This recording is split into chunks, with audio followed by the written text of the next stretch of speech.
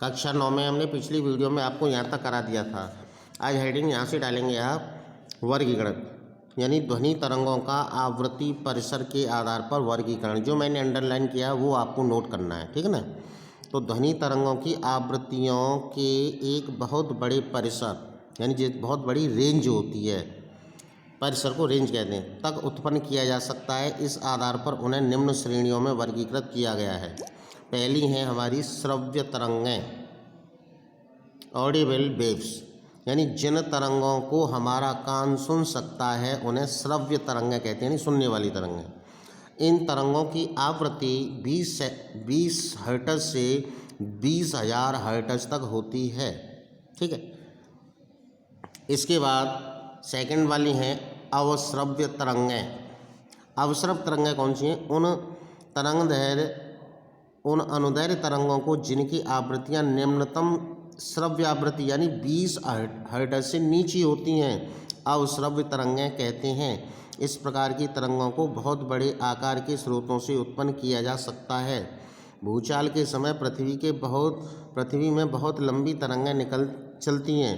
ये अवश्रव्य तरंगें हैं। यदि हम अवश्रव्य ध्वनि को सुन पाते तो हम किसी लोलक के कंपनों को उसी प्रकार सुन पाते जैसे कि हम किसी मक्खी पंखों के कंपनों को सुन पाते हैं। तो कहने का मतलब ये हमें सुनाई नहीं देती, 20 हर्ट्ज से कम होती हैं।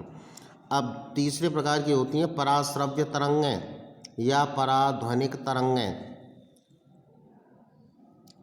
उन अनुदैर्घ्य तरंगों को जिनकी आवृत्तियाँ उच्चतम श्रव्य आवृत्ति यानी कि 20,000 हर्ट्ज से ऊंची होती हैं, पराश्रव्य या पराध्वनिक तरंगें कहते हैं। इन तरंगों को गाल्टन की सीटी द्वारा, एक एक्सपेरिमेंट किया था गाल्टन ने, ठीक है ना, उसको उसी के नाम पर रख दिया, गाल्टन की सीटी द्वारा, तथा दाब वैद्युत प्रभाव के कारण ये अपने साथ बहुत ऊर्जा ले जाती हैं।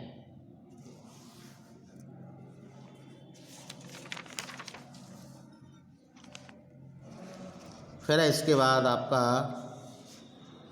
पराध्वनि तरंगों के कुछ उपयोग। पराध्वनिक संसूचक क्या है? इस यंत्र में रोगी के आंतरिक अंगों जैसे यकृत, पित्ताशय, गर्भाशय, गुर्दे आदि का प्रतिबिंब प्राप्त किया जा सकता है, जो शरीर की असामान्य मान्यताएं जैसे पित्ताशय तथा गुर्दे में पथरी तथा विभिन्न अंगों में अर्बुद कहते हैं, यानी ट्यूमर का पता लगाने में सहायता करता है। इस प्रतिबिंब को कंप्यूटर मॉनिटर पर प्रदर्शित किया जाता है। इस तकनीक को अल्ट्रासोनोग्राफी कहते हैं। इसका उपयोग गर्भकाल में भ्रूण की जांच तथा उसके जन्मजात दोषों तथा उसकी वृद्धि की अनियमितताओं का पता लगाने में भी किया जाता है, ठीक है ना।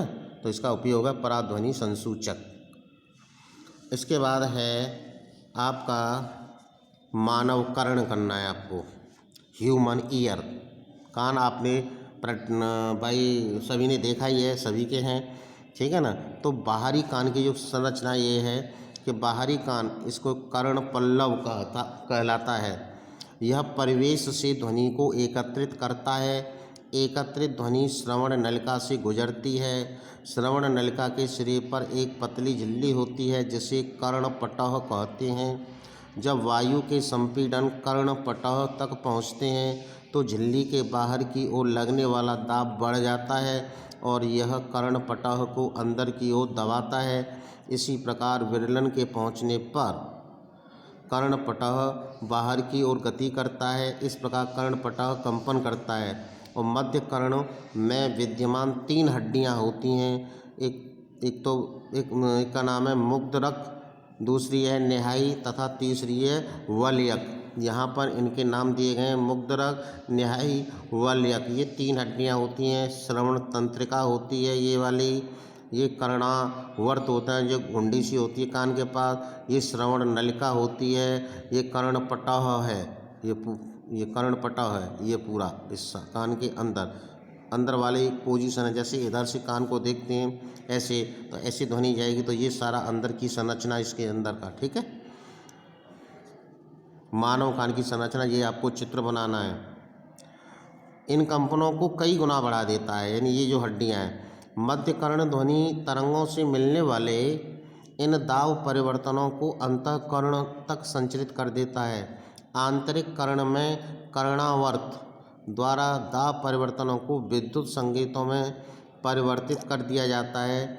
इन विद्युत संकेतों को श्रवण तंत्रिका द्वारा मस्तिष्क तक भेज दिया जाता है और मस्तिष्क इनको ध्वनि के रूप में जान लेता है, यानी दिमाग फिर ध्वनि के रूप में पहचान लेता है कि किसकी आवाज़ है, क्या शब्द है। और शब्द को आप जानते हैं कि जो हिंदी इंग्लिश सब जानते ही हैं, तो कैसा वर्ड है हिंदी में कि इंग्लिश में या संस्कृत में या उर्दू में या पंजाबी कौन सी भाषा में है। तो ये आपका ध्वनि वाला चैप्टर की जो थ्योरी है वो कंप्लीट हो गई है। इसके न्यूमेरिकल मैं अगली वीडियो में भेजूँगा, ठीक है। यहाँ तक सभी बच्चे अपना अपना वर्क कर लें और जिसको कोई प्रॉब्लम हो वो पूछ सकता है, ठीक है। Thank you very much.